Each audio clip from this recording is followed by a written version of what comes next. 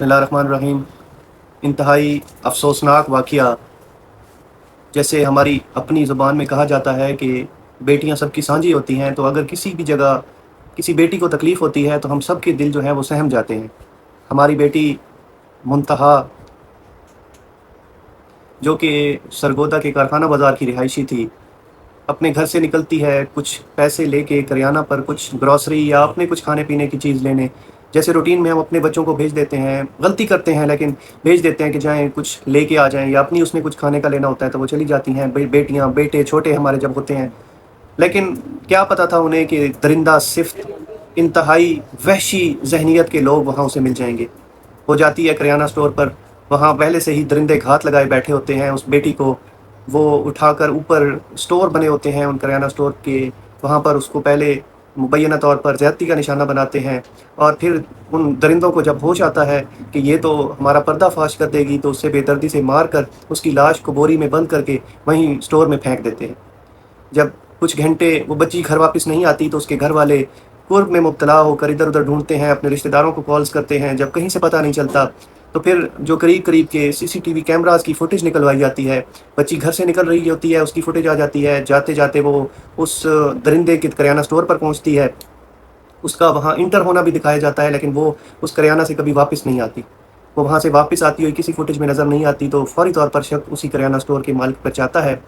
اور یہ کہا جا رہا ہے کہ اس کریانہ سٹور کے مالک کے ساتھ اس ہماری بیٹی منتہا کے والد کا پہلے کوئی طلاق کلامی ہوئی کچھ دن پہلے۔ اس بے غیرت نے اس کا بدلہ لیا اور اس بیٹی کو پہلے ہوس کا نشانہ بنایا، نہ صرف وہ بلکہ اس کے علاوہ 3 اور لوگ بھی وہاں پر موجود تھے۔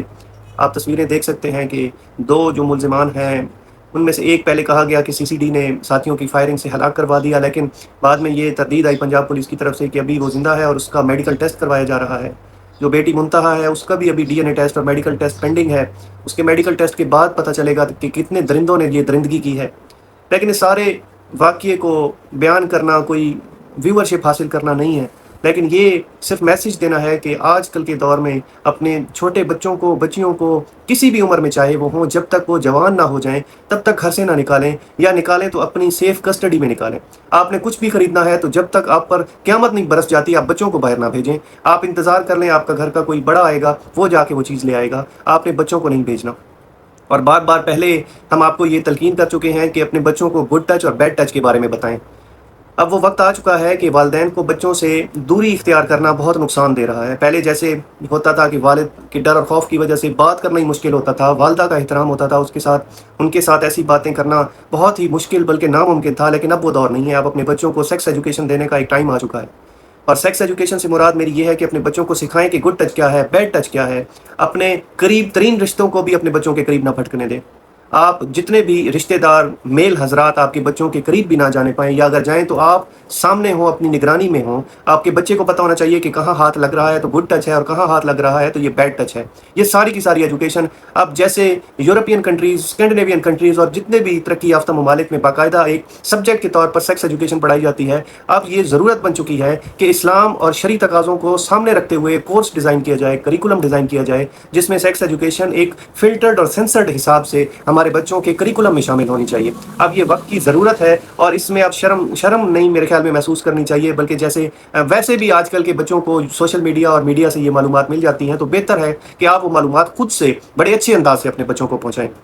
بیٹی منتہا کبھی بھی واپس نہیں آئے گی، لیکن ہماری چاہے بیٹی منتہا ہو یا کراچی کی زینب ہو، یا جتنی بھی ہماری بیٹیاں یا بہنیں ان درندوں کا شکار ہوئی ہیں، ان میں سب سے زیادہ قصور ہمارے معاشرے کا ہے۔ ہمارے معاشرے میں تبدیلی کی ضرورت ہے۔ ان درندوں کو جتنے تک نفرت کی نگاہ سے دیکھتے ہوئے ان کو خود سے انجام تک پہنچانے کے لیے کوشش نہیں کی جائے گی، ان پر نظر نہیں رکھی جائے گی، اور ان کو نشان نفرت نہیں بنایا جائے گا، ہر شخص ان سے نفرت کرے، چاہے یہ اپنی سزا پوری کر کے باہر آ جائیں، یہ چاہے معافی تلافی کر کے، چاہے کسی صلح کی صورت میں یہ باہر آ جائیں، لیکن ایسے درندوں کو سوشل بائیکاٹ کے ذریعے ان سے نفرت کا اظہار کرنا بہت ضروری ہے۔ کوئی بھی ایسا شخص جو ایسی کوئی گھناؤنی حرکت کر کے اگر سزا کاٹ کے بھی واپس آئے تو بھی اسے سوشل بائیکاٹ کرنا وقت کی ضرورت ہے۔ ہم منتہا کے لیے بڑے عاجزی سے اور دل سے دعا کرتے ہیں. وہ تو ننھی پری تھی، اس کی مغفرت تو یقینی ہے. اللہ تعالیٰ اس کے صدقے اس کے والدین کی بھی مغفرت فرمائے اور ان کے والدین کو صبر عطا فرمائے. یہ بہت مشکل ایک کڑی ہوگی. اور پھر محرم کے ایام میں ایسی بے غیرتی اور ایسی درندگی یہ کوئی یزید کی اولاد ہی کر سکتا ہے، کوئی شمر ملعون کی اولاد ہی کر سکتا ہے. اور یقین کریں